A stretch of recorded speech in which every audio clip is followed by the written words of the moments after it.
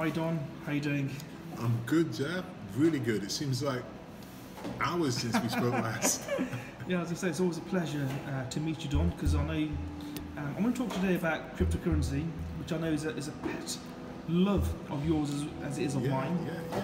And briefly, if you just talk about when you first heard of cryptocurrency, Bitcoin, for example, was it like last week, last year, and what you did as a result of that, and then we can tie it into what we're doing today.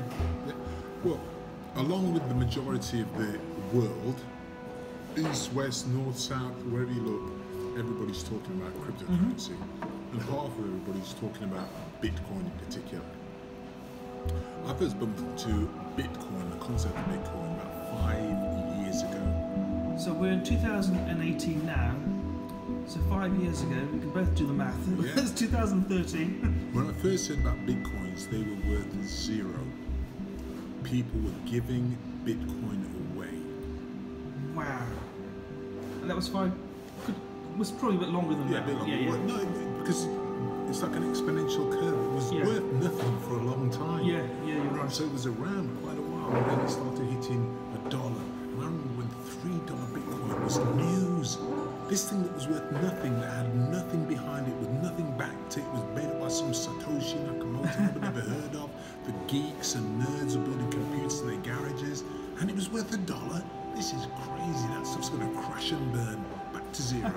So going back to that time, how many Bitcoins has someone forced you to have? Well, here's the thing.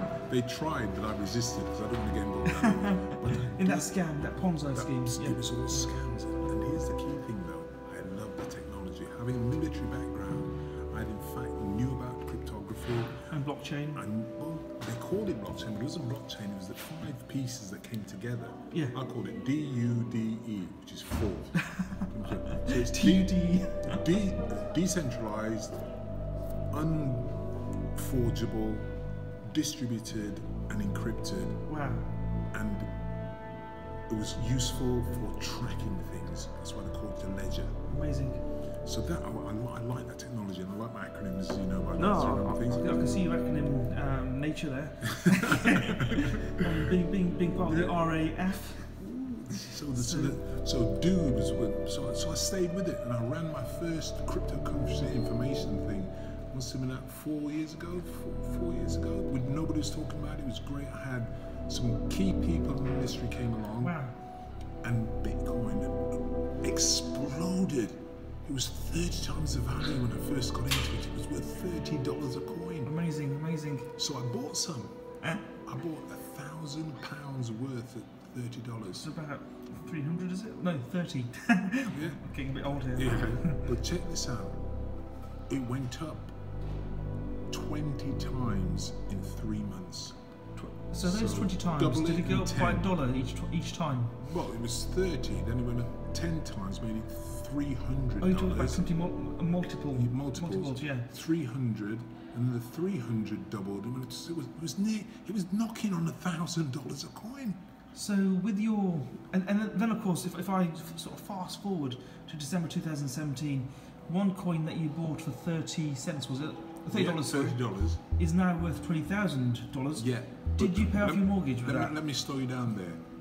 Somebody else owns that dollar now. because it went up so fast, so meteorically. Being a sensible person, I knew what goes up must come down. So what does a smart guy do? You get rid of it, or you buy some more, perhaps. I sold the lot because I thought, you know what, I can't lose. Because if it still goes up, I'll just buy in, and I've lost a bit, but I was still on the train. But if it goes down and crashed, don't forget I'd followed this for 3 years and go from nothing to over $1,000. So you were like doing, I'd call it delayed trading. it's where you hold on to something and don't let go, in the hope that it'll go higher, and then perhaps it might come down again, so you get rid of it. Yeah, we'll talk about trading. Well, one of the reasons we're having this video, Dr Jav, is because you've kind of reconnected me to the reality of trading, and hopefully we can talk about black box trading, which I love. That's your concept. But just to round the story up, so I got involved with it, didn't invest, but and this is even to this day, as you know, I'm all about the educating people, which I know you are very much Yeah, involved sure. in that as well. We then got, I got involved financially in the ups and downs, couldn't really take the ups and downs. Yeah. And I didn't like the concept of mining, which we're not going to go into because it didn't work under the volatility. Yeah. But then we reconnected quite recently, and I've been thinking about trading because I'm not a technical person, but I'm not stupid. So I'm thinking, if I'm watching this thing now, because I'm still watching Bitcoin, Yeah. and it's been in the 6,000 range for about 5 months. There's been very low volatility for 5 months. Well, no, there's been low but regular volatility, and I thought, Yeah. and I think, remember, I told you this. I said I'd got a wallet, and I had my own trading strategies where I bought it when it got close to 6,000, I'd buy £20 worth, and that was it. I just buy the dips, and if you read and follow cryptocurrency, we're told to buy the dips. And then when I told you this, that's when you told me, well, there are these algorithms, these bots, this black box concept where you could do more than buy the dips. You could sell the highs and then buy the dips a bit. And then that model, I was very excited about that. And the amazing thing about this model, if you don't mind me saying, is the fact that you don't actually need to know what the model is. You don't need to know what the algorithm is. You don't need to know what the bot is. If you go back to Henry Ford and all those years ago, he didn't have the answer to everything, but he utilised the best minds he could pay. And we've got the same concept here. I've got a PhD in mathematical modelling, but I still haven't got the time to actually understand the algorithm or the bot. We have 17 mathematicians, computer programmers, and traders working for us. Now, one mind cannot equate to 17 brilliant minds. It's just not possible. And yeah, Don, so do you want to carry on with that concept and tell me more about the trading and the black box model that we discussed earlier? Yeah, well, as you just said there, I like threes. Yeah, I love threes as well. Yeah? So the three things you've said there, one is, one of us will never know, understand or comprehend as much as 17, 25 of us. The mastermind concept that Napoleon Hill talked about. Yeah. Now, if you can get a mastermind of people whose gift it is to do mathematical modelling and things like that, that's great. That's number one. You don't have to use your own brain. Number two, are they tried and tested and proven? So the past doesn't predict the future. No, it doesn't. But I tell you what, it's a lot better predicted than nothing. And also, you talk about systems. Systems are not generally developed overnight unless it's a crap system. Yeah. So a lot of these systems that we're talking about have been developed, tried and tested for not weeks, months, but probably close to several years. Yeah, and that's the key. So one is smart people. If you're the smartest person in the room, find another room. Yep. So smart people. Number two, systems based on tried and tested. They don't guarantee anything. Yeah. But if I've been to Birmingham from Nottingham on the M42 for 20 years, the odds are that might be the best way to go. Exactly, because you probably tried other routes and it hasn't worked for you. Yeah. So there may be a roadblock, things can happen, but let's go for that. But the third, the most important one, is the team directly around you. Very, very powerful. Who are the people that are in your peer group? So it's different to your mastermind group, because your mastermind group are your advisors. They're running the black box. Yes. They're doing their thing. You might never ever meet them.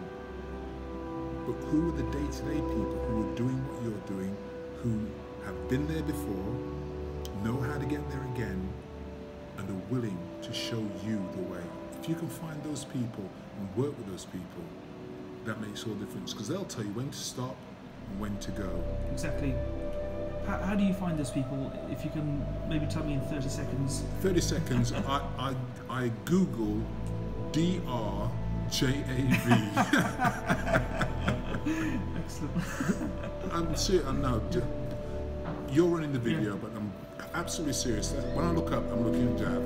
When I look down, I'm looking at you, Mr. Viewer, Mrs. Viewer. Yeah. So if someone wants to, go on. In life, there are two times to buy property. 20 years ago and today. And that's it, because they ain't making any more property. Now, every once in a while in life, something revolutionary, disruptional disruptive Yep, comes disruptive. along. It's absolutely concrete that the blockchain, that Bitcoin, the cryptocurrency is here to stay on the national government. The only question is, do you have the people around you that will help you find your way to that minefield? Well, as we've said, I've been out of this for a while. Yeah. I wanted to get back in. I've tried several times, but I think this black box model, experts on board who know what they're doing and are dedicated to it, tried and tested systems, and a team around you that supports you, protects you and guides you, you can't get much better than that. That's amazing, Don. Thank you so much for that. And again, I learned so much from you as well during our, I'd say, hearty discussions. And we can banter on for all we like, but at the end of the day, we're both in business. We've been entrepreneurs for several decades, and we learn from each other, which is so powerful. If someone wants to get in touch with you, Don, what's an easy way to find you legally? Yeah, the legal route is at mdonsmith, MDONSMITH. Will get me on Twitter, which I'm getting more and more familiar with. Standard email is don@mindstyle.co.uk. That's MINDSTYLE, because a mindset is fixed, and if you want to change it, you're going to break your mind. But if you understand you've got a mind style, and if you can be flexible and not fixed in your thinking, and when things come along like Bitcoin and cryptocurrency, be flexible. Be like water. I say that at the end of every video. Bruce Lee, when water is in a cup, it's the shape of a cup. When water's in a river, it's the shape of a river. And it doesn't stress the boundaries, it stays water. Be yourself, be authentic, be true, and be flexible. Amazing analogies there, Don. Again, always a pleasure, and we'll touch base again very, very soon. Thank you so much for that. Cheers, thank you.